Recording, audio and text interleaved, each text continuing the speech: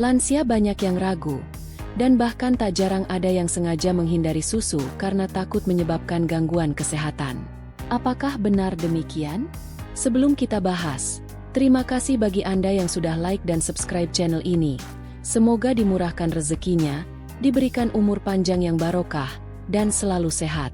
Silahkan aminkan di kolom komentar, sambil melanjutkan menonton video ini sampai akhir.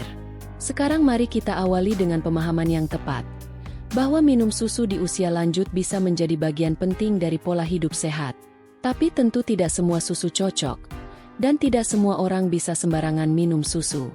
Di video ini akan kita bahas tuntas semuanya. Pastikan Anda menyimak sampai akhir agar tidak salah paham, dan tidak sembarang percaya pada mitos yang belum tentu benar. Semakin bertambah usia, tubuh mengalami banyak perubahan. Tulang mulai rapuh, sendi tak lagi sekuat dulu, daya tahan tubuh menurun, dan penyerapan gizi pun tidak sebaik saat muda. Disinilah susu seringkali dianggap bisa menjadi solusi. Susu memang dikenal mengandung zat penting seperti kalsium, protein, serta beberapa jenis vitamin dan mineral yang berperan dalam menjaga kesehatan tubuh, terutama tulang. Namun, perlu diketahui juga bahwa kondisi tubuh lansia tidak selalu sama. Ada yang masih kuat dan aktif, ada pula yang sudah sering mengalami keluhan seperti nyeri sendi, susah tidur, hingga sembelit. Maka dari itu, sebelum memutuskan untuk minum susu secara rutin, penting untuk mengenali kondisi tubuh masing-masing. Banyak lansia yang mengira bahwa minum susu hanya untuk anak-anak atau orang sakit. Padahal, pada lansia, justru beberapa kebutuhan gizi, seperti protein, kalsium, vitamin D, dan B12, cenderung meningkat, karena efisiensi penyerapan dan metabolisme tubuh di usia lanjut mulai terjadi penurunan. Susu bisa membantu mengisi kekosongan itu, terutama bila nafsu makan mulai berkurang. Tapi pertanyaannya sekarang, susu seperti apa yang cocok untuk lansia? Apakah susu sapi biasa boleh dikonsumsi setiap hari? Atau justru harus memilih jenis susu yang khusus diformulasikan bagi lansia? Disinilah letak perbedaannya. Susu memang bermanfaat, tapi tidak semua jenis susu cocok untuk lansia. Misalnya, susu tinggi lemak bisa jadi beban bagi jantung jika dikonsumsi berlebihan, terutama bagi lansia yang memiliki tekanan darah tinggi atau gangguan pembuluh darah. Maka dari itu, pilihlah susu yang rendah lemak atau bahkan tanpa lemak. Selain itu, penting juga untuk memperhatikan kadar gulanya. Banyak lansia yang tidak sadar bahwa susu yang diminumnya ternyata mengandung gula tinggi, padahal gula berlebih bisa memicu diabetes dan memperparah kondisi tubuh. Jadi, sebaiknya pilih susu yang rendah gula atau bebas gula, terutama jika sudah ada riwayat gula darah tinggi. Selain kalsium dan protein, susu juga mengandung vitamin D yang membantu penyerapan kalsium oleh tubuh. Tentunya, ini sangat penting, karena banyak lansia yang kekurangan vitamin D tanpa sadar. Padahal, kekurangan vitamin D ini bisa mempercepat pengeroposan tulang dan meningkatkan risiko jatuh pada lansia. Jatuh di usia lanjut bukanlah hal sepele. Banyak kasus patah tulang yang membuat lansia harus beristirahat total dalam waktu lama, bahkan kehilangan kemampuan berjalan. Maka dari itu, mengonsumsi susu yang mengandung vitamin D dan kalsium bisa membantu mengurangi risiko tersebut. Tapi tentu, ini harus dibarengi dengan pola makan yang sehat dan aktif bergerak sesuai kemampuan tubuh. Namun, meski susu kaya manfaat, tidak semua orang cocok dengan susu. Salah satu hal yang sering dialami lansia adalah gangguan pencernaan setelah minum susu. Bagi Anda yang memiliki gangguan pencernaan setelah minum susu, bisa jadi Anda memiliki intoleransi terhadap laktosa. Gejalanya bisa berupa perut kembung, sering buang angin, bahkan diare. Nah, jika hal ini terjadi, bukan berarti Anda harus berhenti minum susu sama sekali. Cobalah mengganti jenis susu dengan susu yang rendah laktosa atau tanpa laktosa. Sekarang sudah banyak pilihan susu yang dibuat khusus agar lebih ramah di lambung dan tidak menyebabkan gangguan pencernaan. Bahkan ada juga susu dari bahan nabati, seperti dari kacang kedelai atau kacang almond, yang bisa menjadi alternatif bagi yang tidak cocok dengan susu sapi. Kemudian, Ada juga jenis susu yang diformulasikan khusus untuk lansia.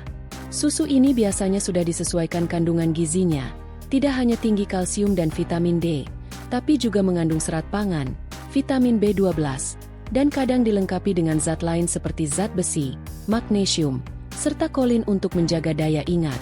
Nutrisi-nutrisi ini penting, karena di usia lanjut, bukan hanya kekuatan tulang yang harus dijaga, tetapi juga fungsi otak, daya tahan tubuh, dan keseimbangan metabolisme. Tapi, sekali lagi, semua harus disesuaikan dengan kondisi tubuh masing-masing. Tidak semua orang cocok dengan semua jenis susu. Bagi Anda yang memiliki gangguan ginjal misalnya, konsumsi protein dan kalsium harus dikontrol dengan ketat. Maka dari itu, sebelum memutuskan untuk mengonsumsi susu secara rutin, sebaiknya konsultasikan dulu ke tenaga kesehatan atau dokter keluarga yang biasa memantau kondisi Anda. Jangan asal ikut-ikutan, karena tubuh setiap orang berbeda, sehingga kebutuhan gizinya juga tidak sama. Sampai di sini, mungkin Anda sudah mulai bisa menilai sendiri, apakah Anda boleh minum susu atau tidak. Bagi Anda yang pernah punya pengalaman langsung dengan konsumsi susu di usia lanjut, kami sangat ingin mendengar cerita Anda. Silakan tuliskan di kolom komentar. Sebutkan nama Anda, usia Anda, dan bagaimana pengalaman Anda setelah rutin minum susu. Cerita Anda bisa sangat bermanfaat untuk lansia lain yang sedang mencari referensi hidup sehat. Perlu diketahui juga, waktu terbaik untuk minum susu bagi lansia bisa berbeda-beda. Sebagian orang merasa lebih nyaman minum susu di malam hari, karena membantu tidur lebih nyenyak. Kandungan triptofan dalam susu memang dikenal membantu relaksasi dan memperbaiki kualitas tidur. Tapi ada juga yang memilih minum susu di pagi hari untuk mendapatkan tambahan energi dan menjaga kadar gula darah tetap stabil. Kuncinya adalah mencoba dan menyesuaikan dengan reaksi tubuh. Jangan dipaksakan. Dengarkan tubuh Anda dan perhatikan bagaimana reaksinya setelah beberapa hari mencoba rutinitas baru. Satu hal yang sering diabaikan adalah pentingnya memilih susu yang tidak hanya enak, tetapi juga bergizi seimbang. Banyak susu di pasaran yang rasanya manis dan gurih, tapi kandungan gizinya tidak mendukung kebutuhan lansia. Jangan terjebak pada iklan atau kemasan menarik. Bacalah labelnya dengan teliti. Perhatikan jumlah lemak, kadar gula, serta kandungan kalsium dan vitaminnya. Semakin lengkap informasi pada kemasan, semakin mudah bagi Anda untuk menentukan pilihan yang sesuai. Selain susu, tentu saja, asupan gizi dari makanan harian tetap harus diperhatikan. Susu bukan pengganti makan. Susu hanyalah pelengkap. Jadi jangan sampai hanya mengandalkan susu lalu mengabaikan sayur, buah, dan lauk pauk yang bergizi. Minum susu tanpa pola makan yang baik juga tidak akan memberikan manfaat maksimal. Bahkan bisa jadi menimbulkan masalah kesehatan jika tidak dikombinasikan dengan gaya hidup yang baik. Ada juga pertanyaan menarik. Apakah minum susu bisa membantu mencegah penyakit? Jawabannya, bisa iya, bisa juga tidak. Karena susu bukan obat. Tapi kandungan gizinya, jika dikonsumsi secara rutin dan dalam jumlah tepat, bisa membantu memperkuat tubuh, menjaga kekebalan tubuh, serta nutrisi dalam susu, seperti antioksidan, vitamin D, dan protein, berperan dalam menjaga fungsi sel agar tetap optimal seiring bertambahnya usia. Tapi sekali lagi, semua itu hanya akan efektif jika dikombinasikan dengan cukup bergerak, cukup istirahat, dan menghindari makanan tinggi garam, lemak jenuh, dan gula berlebih. Sebagai penutup, penting untuk kita semua menyadari bahwa menjaga kesehatan di usia lanjut bukanlah soal menghindari makanan atau minuman tertentu, tetapi tentang memilih yang paling sesuai bagi tubuh kita. Susu, jika dikonsumsi dengan benar, bisa menjadi teman baik bagi lansia dalam menjaga kesehatan. Tapi bila salah pilih, atau tidak sesuai dengan kebutuhan tubuh, susu justru bisa menyebabkan masalah kesehatan. Jadi, kenali tubuh Anda, pahami kebutuhan gizinya, dan sesuaikan pola konsumsi susu, agar benar-benar memberi manfaat. Sekali lagi, bagi Anda yang punya pengalaman pribadi terkait konsumsi susu di usia lanjut, jangan ragu untuk tuliskan usia Anda dan pengalaman Anda di kolom komentar. Cerita Anda bisa bermanfaat bagi orang lain. Terima kasih sudah menyimak hingga akhir.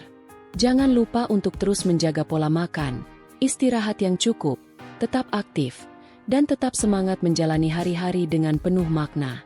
Semoga Anda selalu diberi kekuatan, kebahagiaan, dan semangat di usia yang mulia ini.